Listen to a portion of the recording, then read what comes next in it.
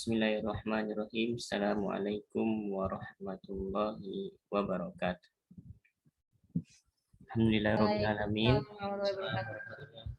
Salatu wassalamu ala asyrafil anbiya'i wal mursalin wa ala alihi wa sahbihi rasulillahi ajma'in, amma ba'du.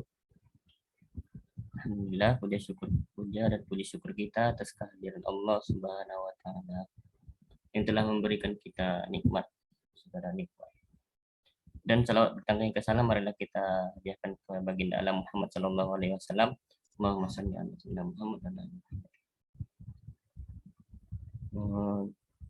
dan tidak mempersingkat waktu, kami dari kelompok 1 ingin mempresentasikan konsep dasar supervisi pendidikan. Dan adapun nama-nama kelompok 1 anggotanya yaitu yang pertama Nurul Istiqomah, Korisanda Elva, saya sendiri Al-Faridi, dan Anissa Gefira, Maulana Siddiq, Intan Tanfizia, dan yang terakhir Riza Dividisyari. Baiklah, langsung saja singkat waktu kami persilahkan untuk pembicara pertama, yaitu latar belakang yang akan dibacakan oleh saudara Anissa Gefira. Saudari Anissa Gefira, kami persilahkan dengan segala hormat. Baiklah, terima kasih kepada moderator. Yang pertama itu adalah latar belakang. Aktivitas semacam supervisi sudah lama dikenal di Indonesia, tapi sayang kesannya memang agak kurang enak, karena pelaksanaannya lebih cenderung hanya untuk mencari kesalahan dan kekurangan guru dalam mengajar. Menurut Harahap, bahwa pada zaman penjajahan sekolah dasar, tapi sayang sekali istilah ini tidak begitu lama melekat di kalangan pendidik Indonesia, yang mungkin terjadi karena Jepang tidak terlalu lama menjajah Indonesia, yaitu kurang 2,5 tahun saja. Nah, setelah Indonesia merdeka, istilah inspektur pernah dipakai untuk beberapa waktu. Tetapi kemudian diubah dengan sebutan pengawas untuk tingkat sekolah lanjutan dan penilai untuk sekolah dasar. Di dunia pendidikan Indonesia, penerapannya secara formal konsep supervisi diperkirakan sejak diberlakukannya keputusan Menteri P dan KRI nomor 0134 tahun 1977 yang menyebutkan siapa saja yang berhak disebut supervisor di sekolah. Baiklah, terima kasih kepada saudari Anissa dan saudara Maulana Siddiq. Dan untuk presenter selanjutnya yaitu menjelaskan tentang pengertian supervisi pendidikan, yang akan kami persilahkan kepada saudari Nurul Istiqomah. Silakan, saudara. Baik, terima kasih moderator atas waktunya. Analoginya supervisi itu dibagi menjadi 2 kata, yaitu super dan vision. Yang dimana super itu artinya mengandung makna posisi yang lebih baik, atau super itu segala sesuatu yang nilainya melebihi dari kebanyakan yang biasa dilakukan oleh orang lain. Kemudian super barangkali kita bisa umpamakan seperti Superman. Kenapa kita bisa sebut menjadi Superman? Karena memang kemampuan atau skill yang dimilikinya itu melebihi kapasitas normal yang dimiliki oleh orang lain, gitu. Misalnya Superman bisa terbang, nah orang lain itu belum tentu bisa terbang, gitu. Tidak bisa terbang. Kemudian vision, yaitu penglihatan. Berarti mengandung makna kemampuan untuk menyadari sesuatu tidak benar-benar terlihat. Maksudnya pada kata vision itu pandangan jauh ke depan, yang dimana dia sudah punya visi pada saat yang lain belum memikirkan. Dia sudah punya perspektif tentang itu. Artinya tuh dia lebih maju selangkah gitu daripada yang lain. Kemudian jika orang baru berencana tapi dia sudah melakukan, itu supervisi. Sedangkan supervisi sendiri hampir sama dengan pengawasan, namun lebih tepatnya sebuah pembinaan. Dan sebagai selaku supervisi itu bisa kita sebut sebagai supervisor. Jadi jangan sampai salah. Jadi perlu diingat yang melakukan kegiatan itu yang melakukan kegiatan supervisi itu supervisor, dan yang menjadi suatu kegiatannya itu disebut dengan supervisi. Baik, waktu dan tempat saya kembalikan kepada moderator. Terima kasih kami ucapkan kepada Saudari Nurul Istiqomah.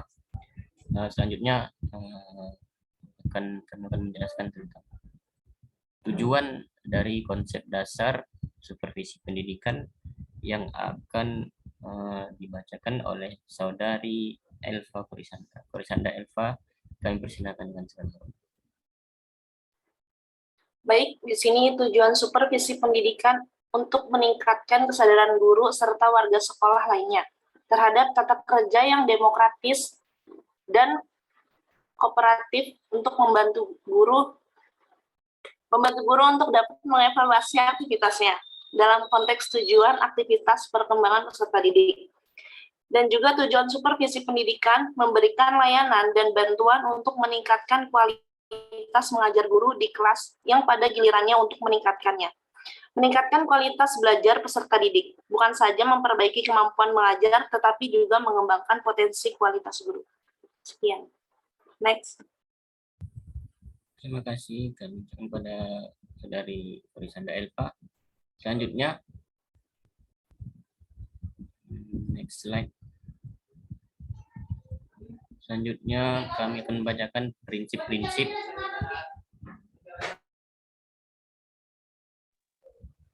tentang prinsip-prinsip konsep dasar supervisi pendidikan yang akan dibacakan oleh Saudari Intan dan Saudari Rija. Kami persilahkan. Baik, terima kasih. Prinsip-prinsip supervisi pendidikan. Yang pertama, prinsip fundamental, yaitu prinsip yang berlandaskan pada nilai-nilai luhur, Pancasila dan agama. Pancasila merupakan dasar atau prinsip fundamental bagi setiap supervisor pendidikan Indonesia. Yang kedua, itu prinsip praktis, yaitu adalah kaidah-kaidah yang harus dijadikan pedoman praktis dalam pelaksanaan supervisi, atau sesuatu dapat dikerjakan sesuai dengan situasi dan kondisi yang ada. Nah, prinsip-prinsip ini itu terdapat dua sisi. Di antaranya itu ada prinsip positif dan prinsip negatif. Prinsip positif adalah sebuah pedoman yang harus dilakukan seorang supervisor agar berhasil dalam pelaksanaannya, atau prinsip-prinsip tersebut patut kita patuhi dan ikuti. Contohnya beberapa hal yang termasuk prinsip-prinsip positif di antaranya itu ada ilmiah, kooperatif, konstruktif, realistik, progresif, inovatif, dan aman. Kemudian prinsip yang negatif adalah prinsip yang merupakan larangan bagi kita. Contohnya adalah supervisi pembelajaran tidak boleh dilaksanakan dengan otoriter. Supervisi pendidikan tidak boleh mencari-cari kesalahan guru. Supervisi pembelajaran tidak boleh dilaksanakan berdasarkan tingginya pangkat. Supervisi pembelajaran tidak boleh dipisahkan dari tujuan pendidikan dan pembelajaran. Terima kasih.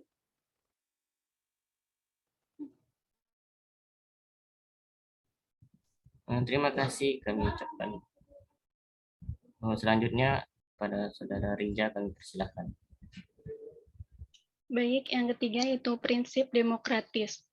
Prinsip demokratis ini menjunjung tinggi asas musyawarah. Kemudian di sini servis atau layanan dan bantuan yang diberikan kepada guru berdasarkan hubungan kemanusiaan yang akrab dan kehangatan, sehingga guru-guru ini merasa aman untuk mengembangkan tugasnya. Demokrasi ini juga mengandung makna menjunjung tinggi harga diri dan martabat guru. Meskipun guru berperan sebagai bawahan, tetapi tidak ada kesenjangan antara guru dan supervisor. Maksudnya di sini guru dapat memunculkan pendapat atas ide-ide yang dimilikinya.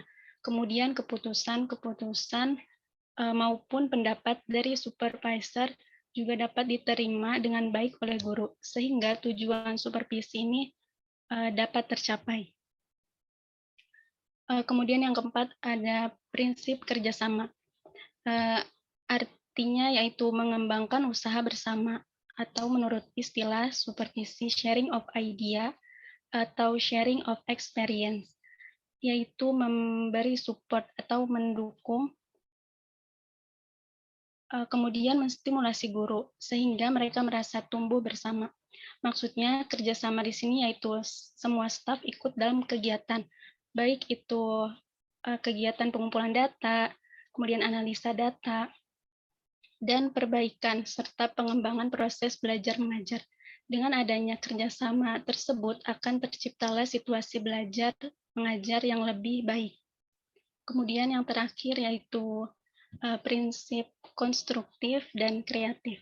Prinsip ini bertujuan untuk membina inisiatif guru dan mendorong guru untuk aktif menciptakan suasana di mana setiap orang akan merasa aman dan bebas mengembangkan potensi-potensinya. Dari prinsip-prinsip tersebut dapat meningkatkan kinerja guru dalam melaksanakan tugas-tugasnya. Untuk selanjutnya, saya kembalikan kepada moderator. Terima kasih. Baiklah, itulah penjelasan dari kami. Terima kasih kami ucapkan dari semua presenter. Dan saya mengambil kesimpulan dari konsep dasar supervisi pendidikan berdasarkan apa yang telah kami uraikan, maka dapat saya simpulkan sebagai berikut. Yang pertama itu supervisi ialah suatu aktivitas pembinaan yang direncanakan untuk membantu para guru dan pegawai sekolah lainnya dalam melakukan pekerjaan secara efektif dan lebih baik. Dan yang kedua yaitu orang yang melakukan supervisi disebut supervisor. Sasaran supervisi adalah guru dan staf sekolah lainnya. Dan yang ketiga,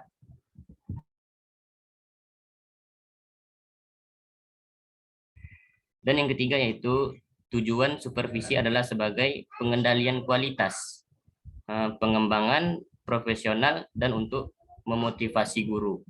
Dan yang keempat, kesimpulan keempat yaitu prinsip dasar dari supervisi adalah prinsip ilmiah, prinsip demokratif, kerjasama, dan prinsip konstruktif dan kreatif. Selain itu juga ada prinsip fundamental atau biasa disebut dengan prinsip dasar, dan yang terakhir yaitu prinsip praktis. Sekian dari kami kelompok 1. Jika ada salah dan khilaf kami mohon maaf. Wabillahi taufiq wal hidayah.